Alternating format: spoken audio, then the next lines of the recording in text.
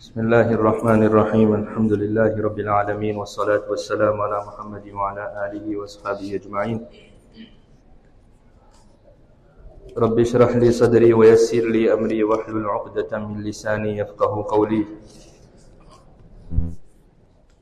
أما بعد فقد قال الله تعالى في القرآن المجيد والفرقان الحميد بعد أعوذ بالله من الشيطان الرجيم يا أيها الذين آمنوا قوا أنفسكم وأهليكم نارا وقودها الناس والحجارة عليها ملائكة غلاظ شداد لا يعصون الله ما أمرهم ويفعلون ما يؤمرون وقال رسول الله صلى الله عليه وسلم ألا كلكم راع وكلكم مسؤول عن رعيته أو كما قال عليه الصلاة والسلام.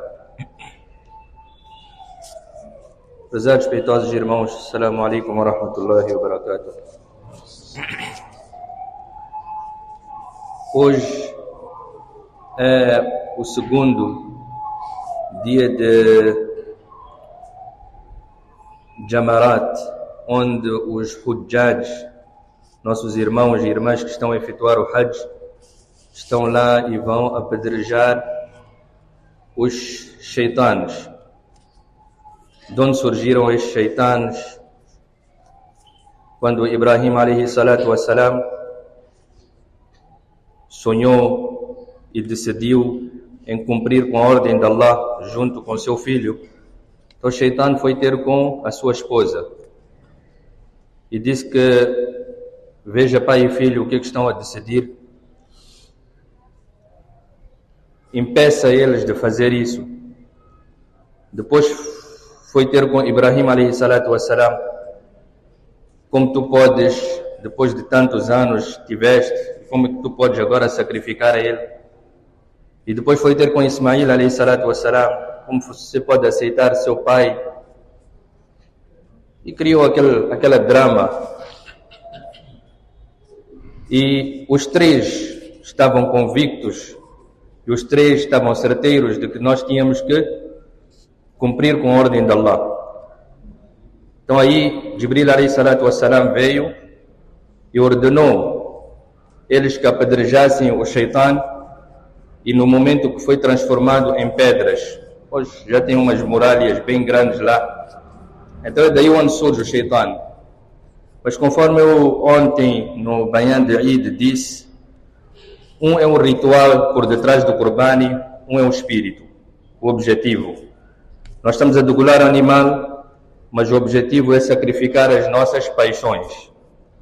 Porque Allah Ta'ala diz: لَنْ يَنَالَ اللَّهَ لُحُومُهَا وَلَا دِمَاؤُهَا وَلَكِنْ يَنَالُهُ التَّقْوَى مِنْكُمْ. Não é sangue, não é carne que chega a Allah, o que chega é o temor. Então, sacrificar os nossos desejos, esse é que é o objetivo do Qurbani. Da mesma maneira, Hajj está a apedrejar o shaitan, aquilo é um ritual. Mas por detrás daquilo tem um objetivo. E o alcance do objetivo não é só para aqueles que estão lá a cumprir esse ritual, é para todo o Ummah. De nós decidirmos neste momento de fazer e declarar o shaitan o nosso maior inimigo. De cortar todas as relações com o shaitan e proteger a nós de todas as suas artimanhas. Esse é que é o alcance e o objetivo do shaitan. Então o shaitan veio na forma humana, para desviar a atenção, e esse é o trabalho do shaitan dia e noite.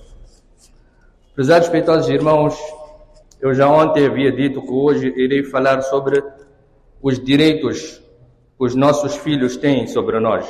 Geralmente a gente ouve o que os filhos têm como obrigação com os seus pais, a obediência dos pais. Pouco ouvimos do outro lado. E o Islã é completo. E na minha opinião, primeiro começa dos mais velhos para os mais novos, para depois recebermos o resultado dos mais novos.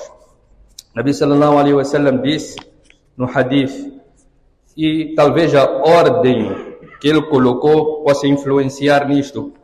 Nabi sallallahu alaihi wasallam disse: não são de entre mim man lam yarham saghirana wa lam yuwaqqir kabirana. Há várias narrações Mas Nabi sallallahu alaihi wasallam disse: não são de entre nós, ou não fazem parte do meu umma, aqueles que não são bondosos, benevolentes para com os seus mais novos, e os mais novos que não respeitam os mais velhos. Então essa sequência diz-nos alguma coisa. Se os mais velhos não trazerem uma educação de din aos mais novos, então eles só podem esperar desobediência. E se a gente proporcionar com uma educação de din, com akhlaq, conduta, então há muita esperança de nós recebermos bons tratos em troca. É o tal toma lá da cá, mas inicia do mais velho.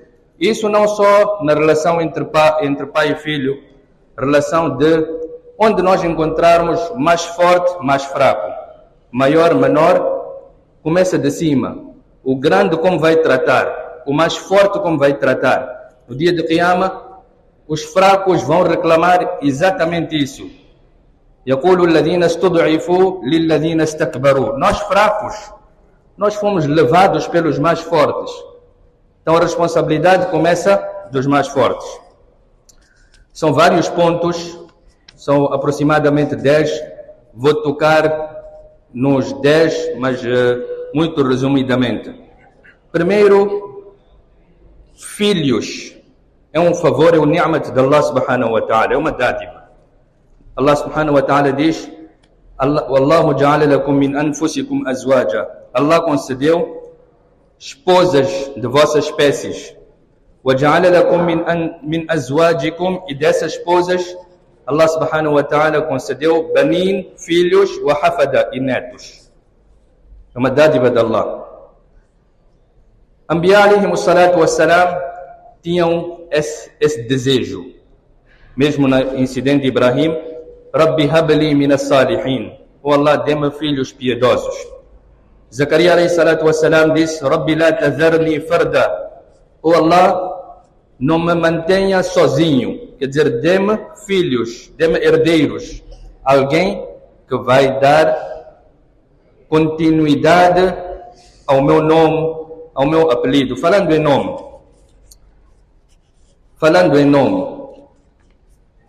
Ibrahim alayhi salatu wassalam fez um dua e disse: وَاجْعَلْ لِي لِسَانَ صِدْقٍ فِي الْآخِرِينَ. Esse é um termo árabe para descrever: oh Allah, dê-me boa reputação nas gerações vindouras. Mais tarde, Allah subhanahu wa ta'ala diz: وَوَهَبْنَا لَهُ مِنْ رَحْمَتِنَا وَجَعَلْنَا لَهُمْ لِسَانَ صِدْقٍ عَلِيًّا. Que, ao pedido de Ibrahim, nós concedemos a ele uma grande e boa reputação. Qual é essa reputação? Nós vamos ver agora na qualidade dos seus filhos, Ishaq e Ismail, especialmente Ismail alayhi salatu wassalam. Nós conhecemos a qualidade do sacrifício, mas tem duas outras qualidades que o Coran menciona de Ismail alayhi salatu wassalam. Número 1, innahu kana sadiq al-wa'd. Ele era cumpridor da sua promessa. Aquilo que ele falou, cumpriu. Vem na narração sobre Ismail, certa vez concordou com alguém, combinou com alguém, determinado lugar, tantas horas, nós vamos nos encontrar. Ele foi no dia, na hora, no local marcado. A pessoa não veio durante 3 dias, ele ficou à espera. 3 dias. E o mesmo encontramos sobre o Nabi sallallahu alaihi wasallam, que também ele certa vez fez isso. Então prometeu, quem promete deve. Número 1, sadiq al-wa'd. Ele cumpria a sua promessa. E isto vem da tal boa reputação, honestidade. E segunda coisa, wa kana ya'muru ahlahu bis-salati waz-zakat. Segunda qualidade, ele constantemente ordenava a sua família a prática do salat, namaz e de zakat. Era só ele? Outros profetas não faziam? Não, todos fizeram. Mas ele fez com mais rigor. Ele fez com mais objetividade. Ismail alayhi salatu wassalam tornou-se esta uma qualidade dele. Então esse é um favor de Allah, que Allah nos concedeu filhos. E Anbiya alayhi salatu wassalam desejaram filhos. Há uma coisa, Allah Ta'ala testa nós de todas as formas. não só através das adversidades. Allah testa nós através da prosperidade também. Pobreza é um teste. Doença é um teste. Calamidade é teste. E a gente aceita e considera isto como teste. Mas poucos de nós consideramos riqueza como teste. Poucos de nós consideramos saúde como teste. Innama amwalukum wa auladukum fitna. Allah diz, vossos bens, vossos filhos também são um teste. Agora, onde está o perigo? Geralmente, na maioria das hipóteses, a gente, quando tem testes de adversidade, a gente recorre a Allah. Está doente? Pede a Allah. Está na aflição? Pede a Allah. Está endividado? Pede a Allah. A gente volta para Allah. Teve uma calamidade, teve uma perca na família, volta para Allah. Mas no teste de prosperidade, ninguém volta para Allah. Você está rico, você está bem. Você acha que é uma coisa natural, que você merece. Você tem saúde, você acha que não. É assim que a vida tinha que ser. Eu tinha que ser saudável. Você tem filhos, você acha que fosse uma coisa natural. É um teste. E neste segundo teste, nós não viramos atenção para Allah. Por isso que os ulamás dizem, na comparação dos dois tipos de testes, de prosperidade e adversidade, o melhor é aquele da adversidade. O melhor é aquele da dificuldade, porque no fim leva a ti para Allah. Este distancia-se de Allah. Perceberam?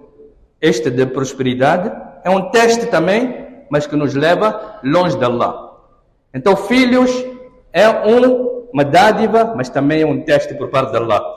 O Nabi sallallahu alaihi wasallam diz, todos nós somos responsáveis. Kullukum ra, wa kullukum mas'ulun an ra'iyati. E no dia de Qiyamah, todos nós seremos questionados a respeito do nosso rebanho e de quem está sobre a nossa responsabilidade. Certa vez um homem veio reclamando da educação do seu filho perante Umar radiallahu anhu. Ele disse, este meu filho é muito rebelde. Shaitan. E a gente tem que ter cautela. Mais tarde eu vou dizer, ao proferir certas palavras para os nossos filhos. Então, veio ter com Umar radiallahu anhu este muito rebelde. Umar radiallahu anhu disse, chama lá ele, trouxe o filho, disse, pai, por que você está a agir assim com seu pai? O que se passa, pai? Então o filho disse, antes de avançarmos, quais são os meus direitos como filho? Umar radiallahu anhu disse, vamos lá, teus direitos, 3 direitos básicos, principais. Número 1, ele tinha que escolher uma boa mãe para si. Número 2, ele tinha que dar uma boa educação a si. E número 3, ele tinha que dar um bom nome a si.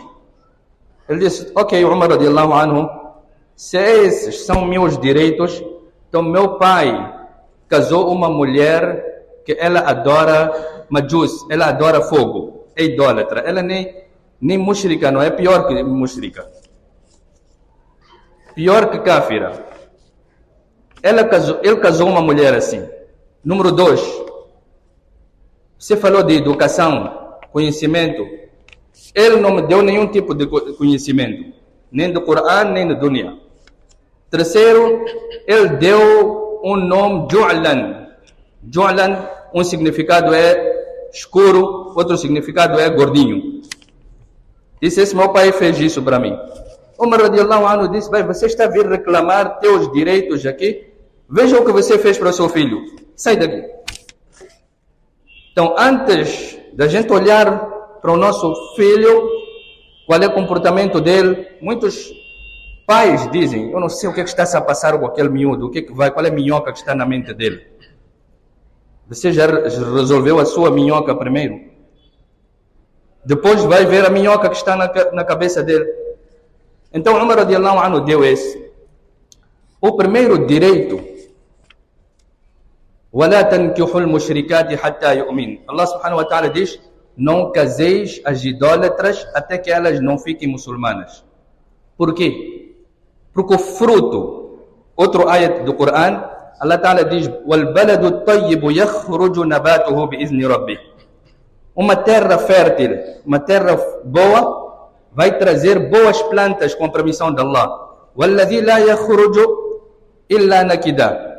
E aquele que não é boa terra, que é uma terra má, não vai tirar nada senão um inútil.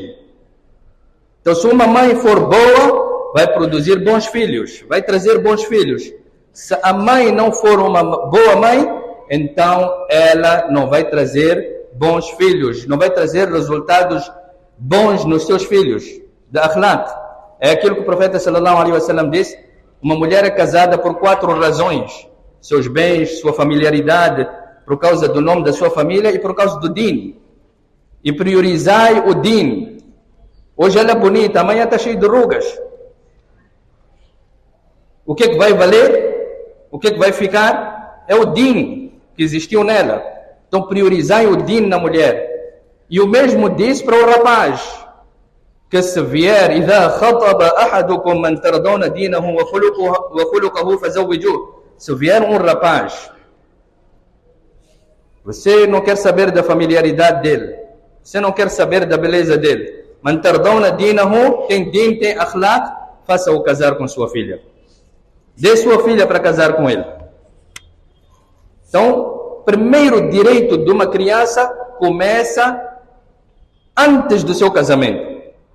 Antes do seu casamento.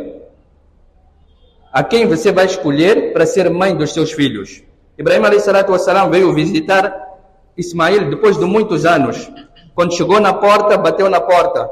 Então a mulher abriu, não conhecia quem era o sogro, viu um homem velho. Disse: como estão? Não estamos bem. O que é que se passa? Falta disto, falta daquilo, não há rancho, não há comida, não há... Ok. Quando vier o Ismael, diga a ele para trocar a varanda da entrada. Só. E foi-se embora. Ismael a.s. voltou cansado ao fim do dia. Todo ele cansado, e disse: o que é que se passou hoje? Então, disse: veio um velho e falou isso. Disse: sim, aquele era meu pai, disse para divorciar assim. Por quê? Uma mulher que está cheia de reclamações. Ele casou segunda. Ibrahim a.s. veio o mesmo cenário. Aquela disse que, alhamdulillah, estamos bem. Pouco que temos é suficiente. Está-se a fazer shukr. Então disse: mantenha a varanda da porta da sua casa. Então escolher mãe que tenha essas qualidades para depois refletir no seu filho. Segundo haq que nós temos, Nabi sallallahu alaihi wasallam diz no hadith de Abu Dawud: kullu waladin marhun, rahin ou marhun bi'aqiqatihi. Toda criança ela está assegurada. Assim como nós asseguramos o nosso carro, nossa casa, nossos bens, nossa saúde, ele está assegurado com o seu aqiqa. Aqiqa é o quê? É aquele animal que nós degolamos ao 7º dia, em nome do nascimento da criança. Se for rapaz, são 2 cabritos. Se for menina, é um apenas. Então, a criança está assegurada com aquele aqiqa. O Nabi sallallahu alaihi wasallam diz: aqiqa é um direito da criança, que é acompanhado no 7º dia com o cortar do cabelo, yuhlaqu ra'suhu wa yusamma, e é dado-lhe um bom nome. Então, este também é um direito da criança. Terceiro direito da criança, dos filhos. Quando a criança, já nasceu, você já escolheu mãe para ele, já fez o aqiqa, já fez o sunnat de cortar cabelo, já deu um bom nome a ele. Então, tem a fase da amamentação. Muitos de nós hoje, especialmente, uma das maiores coisas que é vendido na loja dos bebés são os leites. De cada marca, N tipos. Para todo tipo de criança tem leite. É um grande negócio. E se alguém tem esse tipo de ramo, não estou aqui a querer desmoralizar. Mas onde está o problema? Criança mal nasceu, passado um mês já estamos a dar esse tipo de leite. Porque colocou lá 3, 4, 5 tipos de vitaminas na embalagem e você ficou contente. Não há melhor leite do que o leite da amamentação. E quanto mais a criança for amamentada, melhor para a saúde da criança. Allah Ta'ala dá o período de 2 anos da amamentação. Nós não queremos fazer 2 meses. 2 anos. Por isso em Urdu diz: ye dud pila hua bacha hai. Quando vê uma criança muito forte, muito corajosa, muito dura, a gente diz é uma criança que tomou o leite da sua mãe. Então é um haq da criança nós darmos de amamentar. E Allah Ta'ala fala de 3 fases, ou a mãe dá, ou se ela não tem, então arranja-se alguém para amamentar aquela criança. Está no Corão. وإن أردتم أن تسترضعوا أولادكم فلا جناح عليكم إذا سلمتم. Você pode arranjar alguém. Você diz, a mãe não tem força, não produz leite, arranja alguém para amamentar aquela criança. Aquele leite continua a ser melhor. E o pai tem a responsabilidade de sustentar. Portanto, o quarto haq da criança é nafaqa. Essa é a responsabilidade total do pai, de ele sustentar o seu filho. E nós mencionamos, mesmo no caso das mulheres, quando a gente não conhece o nosso direito, é aí onde surgem os problemas. Mulher, marido está com problemas porque ela diz que este pai não faz nada. Seu direito, de acordo com Sunnah, é ele te dar um teto, par de roupa, 2 ou 3 pares de roupa. Enquanto um está a lavar, você está a vestir outro. E dar comida daquele dia. Esse é teu haq, direito, obrigação. Mais do que isso, nem pintar da casa não é teu haq, muito menos tiles. Roupa também é aquele de cobrir seu corpo. A gente não sabe do haq, não sabe do direito. Filho, o direito é de dar a ele nafaqa, sustentar a ele. Dar a ele de comer, dar a ele boa educação, pagar a ele boa educação e dar a ele vestuário. Mesma coisa. Mas quando eles não conhecem o direito deles, e nós nunca sentamos para explicar como é que o din funciona, então o direito dele vai ser qual? Que não, minha roupa tem que ser igual à roupa do meu primo. Minha roupa tem que ser igual à roupa da minha malta, do meu fulano. E isto aqui depois cria-nos problemas. Nossos filhos acabam desgostando a nós. Veja lá, pai daquele dá isto, dá aquilo, dá aquilo. Eu estou no grupo de pessoas que estão todos com iPhone. Eu o único com Alcatel, seja ainda Alcatel. Ou Samsung. Então como é que ele vai ficar desmoralizado? Então você tem que ensinar a ele. Ou afasta daquele grupo, porque não tem como a gente... Ele tem que saber o haq dele, tem que saber o direito dele. Então é responsabilidade do pai de dar nafaqa do seu filho. Quinta coisa, mu'amalatuhum birrahma.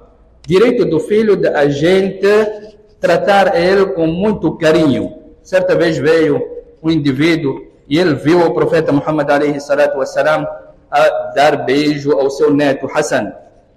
Então ele aproximou-se ao profeta sallallahu alayhi wasallam e ele disse: Ya Rasulallah, eu tenho 10 filhos, ma qabbaltu ahadan minhum abada. Nunca beijei neles. Nabi sallallahu alayhi wasallam disse: bem, se esse é o caso, man la yarham, la yurham. Quem não tem pena, também ninguém vai ter pena dele.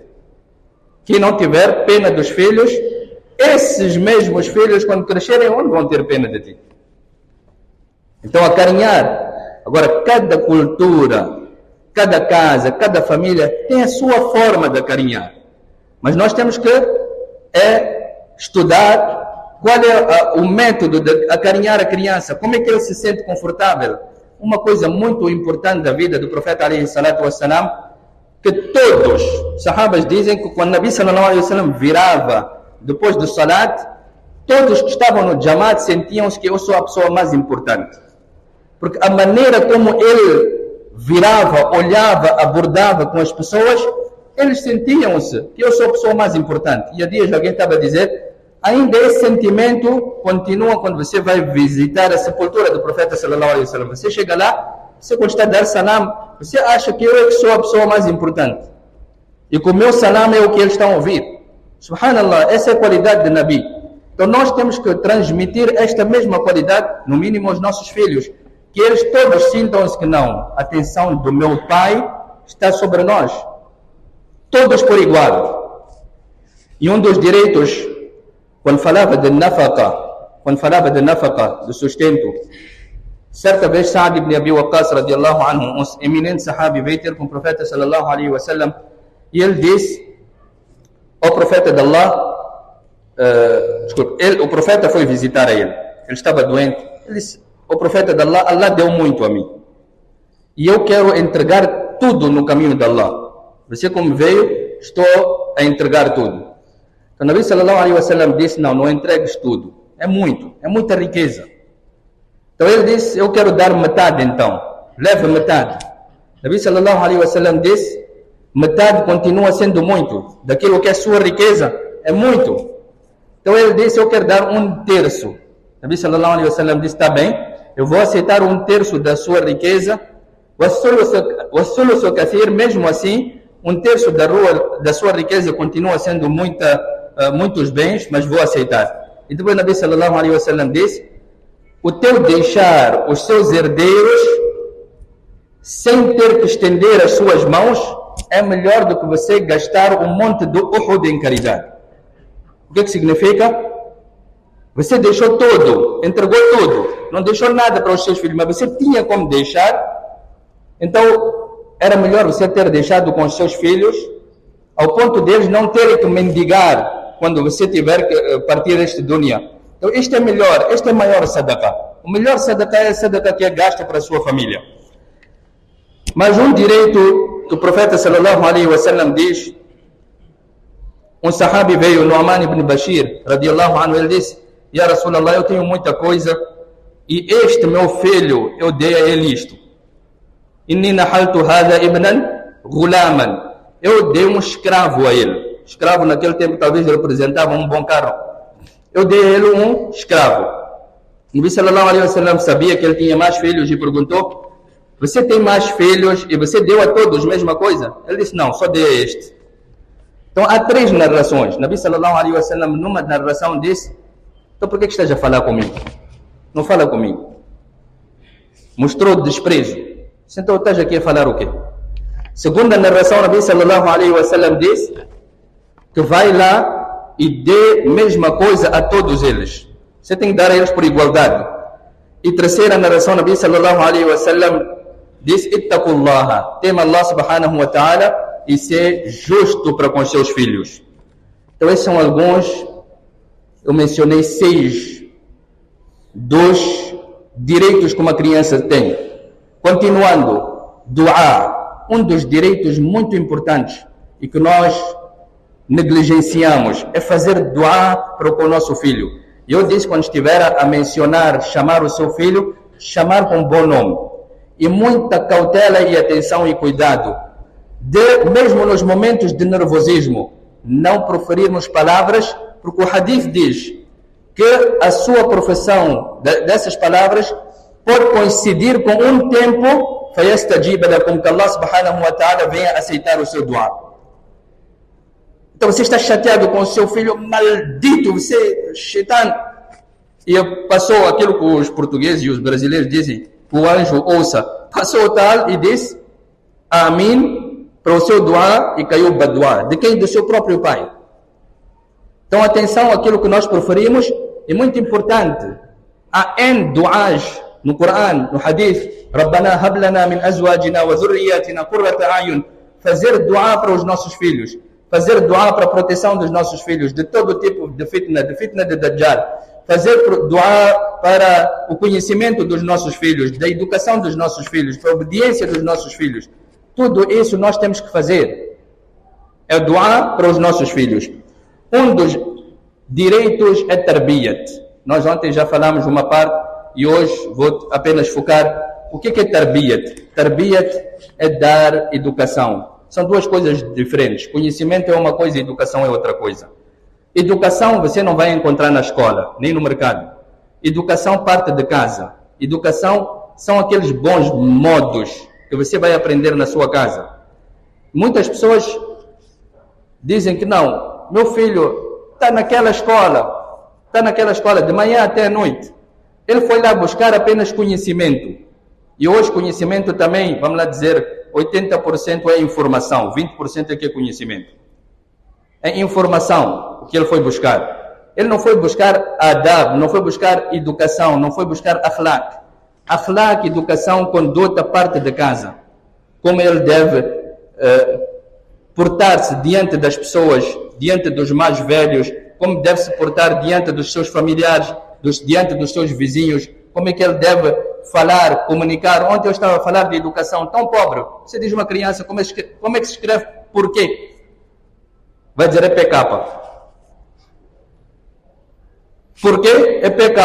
Porque só está dia e noite a teclar. Então no caderno também pensa que não, porque EPK. Não é só N com aquele til. Já não sabe escrever. Não há conhecimento. Então, educação vem de casa, parte de casa, parte da mãe, parte do pai. Melhor madrasa é o colo da sua própria mãe. Tarbiyat. E diz aqui, huwa ma'ilun ila kulli ma yumalu bihi ilay. A criança, ela quando nasce sobre uma natureza, sobre um fitra. Há certas coisas que Allah subhanahu wa ta'ala depois transmite. Como é que ele deve fazer para gatinhar? Você não educa ele, você não ensina ele.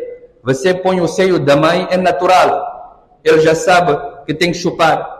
Você põe ele, depois de alguns meses deitado, ele já sabe que tem que gatinhar. Depois, mais tarde, ele tem que andar. Mas adab, akhlaq, agora é a responsabilidade dos seus pais. Se vais ensinar ele a dizer tu, ou você, ou papá. Tu, você, o tio e tia. Isto tudo já cabe aos pais. Qual é o comportamento que ele vai ensinar e vai educar aos seus filhos?